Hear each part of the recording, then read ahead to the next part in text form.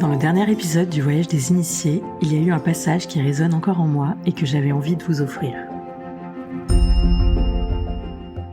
Je pense que ce à quoi tu fais référence et que je raconte dans mon livre est en fait un épisode qui s'est passé il y a quelques années maintenant à la Société des explorateurs français, dont j'ai le privilège aujourd'hui de faire partie.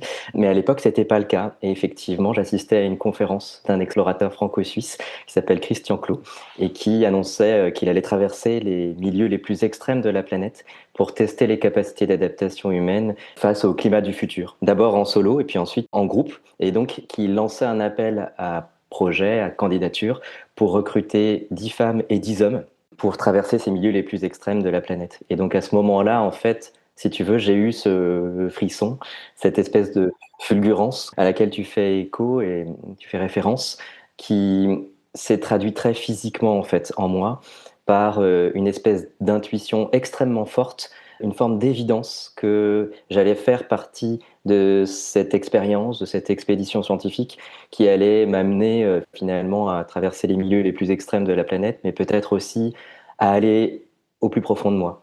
Et ça s'est traduit par, oui, des frissons, par de la chaleur intérieure, par une forme de certitude que j'allais faire partie de cette aventure. Pour toi, c'était déjà écrit, en fait. Je sais pas si c'était écrit, mais si tu veux, je suis quelqu'un qui doute beaucoup et tu sais que quand on est coach, ça fait partie aussi de notre métier de douter. On dit souvent que quand on arrête de douter, il faut arrêter de faire ce métier.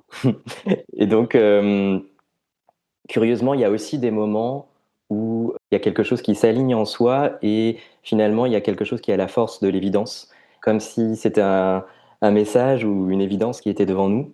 Et là, ce moment-là en a fait partie.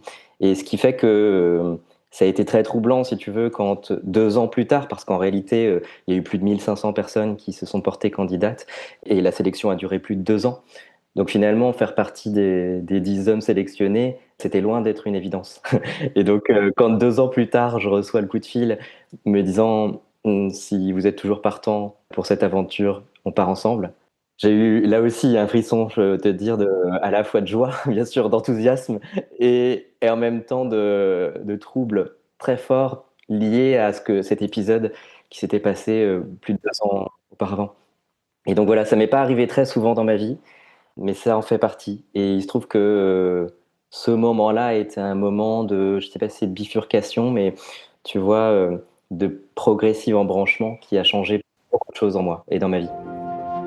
Pour écouter en intégralité cet épisode, rendez-vous directement sur la page du Voyage des Initiés. Et pour encore plus d'histoires, abonnez-vous.